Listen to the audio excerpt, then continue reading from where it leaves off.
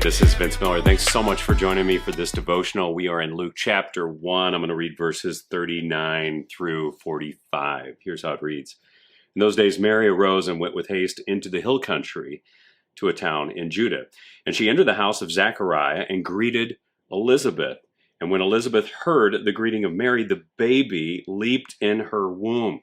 And Elizabeth was filled with the Holy Spirit, and she exclaimed with a loud cry, "Blessed are you among women, and blessed is the fruit of your womb.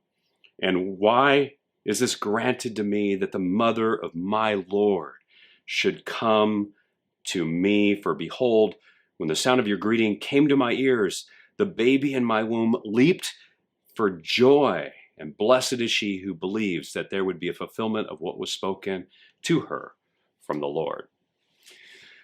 You know, our world today is inundated with messages that attempt to rob us of joy, don't they? They get us to look at the world's problems and issues and thus stir our fears so that we will act in human volition and thus perpetuate the opposite of joy. Everywhere you turn, there is another tempting soundbite that works hard to distract you from joy. This Christmas, we don't need any more news of another variant, another shutdown, another mandate, another supply chain issue, another argument, another hate crime, or another anything, to be honest with you. Instead, we need to find our way to some real joy. But many of us have been so removed from news of joy, I'm not sure we even know what it looks like any longer. So here's what joy is. Joy is a feeling that comes from a real experience with the Holy Spirit when the human soul recognizes God's truth. It often results in the body doing something it otherwise would not, like praising or singing or shouting maybe, or leaping. And sometimes the joy is found right in the middle of life's most challenging moments, isn't it? For example, in our story today, in the 6th month of Elizabeth's gestation, the baby and the mother experienced a moment of great joy. Think about that.